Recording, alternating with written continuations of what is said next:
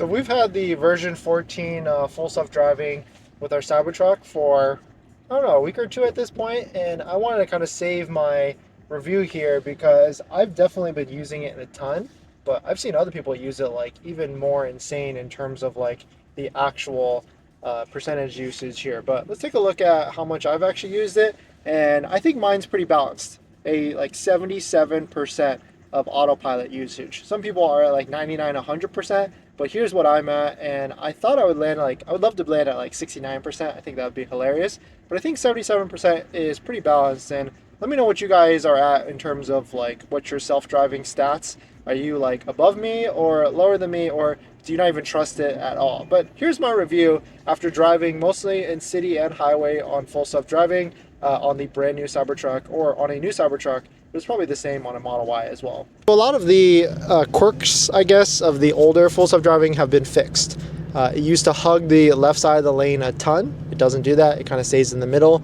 It is a little more, it's a lot more aggressive, especially when you put it in Mad Max mode. But sometimes it makes a lot of like lane changes where it's kind of like, I see what you're trying to do. You're trying to go all the way around like all the different cars. Like let's say you're in the left lane right now and it wants to go all the way around all these left cars. It goes all the way to the right lane and then comes back. And so it's a little bit aggressive when it doesn't need to. And actually it's kind of doing the same thing right now. Here guys, I'll show you. So we were in the left lane and you can see the cars are a little bit back. So it pulled to the right side here, thinking like, oh, we're gonna go all the way around to all these like cars to the right side and then come back.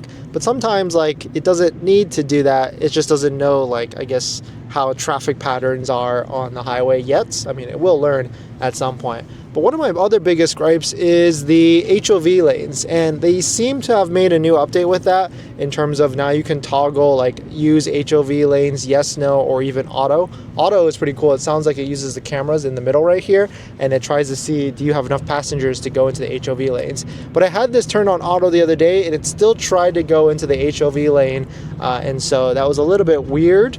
Because in California, you actually can get pulled over now for having an electric vehicle. Even the stickers are expired and going into the HOV lane. So I'm going to track this because now I turned on the allow express lanes because we do have a toll pass. And if it's still going to try and go into the HOV lanes, I might have to just turn off going into the HOV lanes. But other than that, I mean, it's pretty cool. It has done a lot of parking navigations. I'm still mostly using this on highway, and then maybe like 40% of the time I'll use it on city. Sometimes city is just easier to drive, and then if I'm like lazy, then I'll throw it onto autopilot. But mostly this is still a highway, majority of the highway time for me, and that's probably why it says 77% navigation or 77% full self-driving usage. And so that's where I'm at this moment. Let us know what you guys' thoughts on the new full self-driving version 14. You know, a lot of the internet likes to hype it up and say like it's like, you know, 100% amazing, and I think it's still, I mean, it's getting better, and this is like the best edition, best version so far. I mean, makes sense, right? And a lot of my friends, it's kind of funny, like a lot of my friends are getting Teslas now and are getting full self-driving, and they're raving about it, and they're like being able to use it, you know, after, you know, long stints of whatever they're doing, and being able to use full self-driving to drive all the way back home, which is pretty fun to see that, you know, it's starting to get more mass adoption.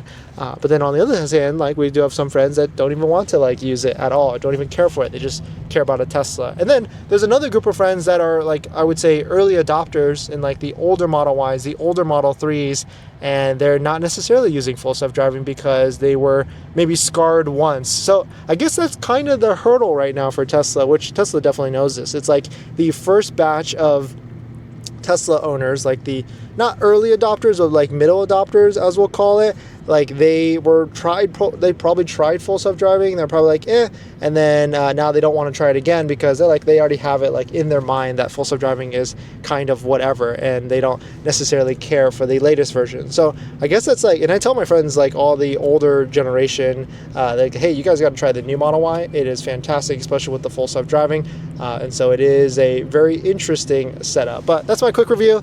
Hopefully, I want to hear from you guys. What do you guys think about the new full self-driving 14? I'll see you guys in the next one. See ya.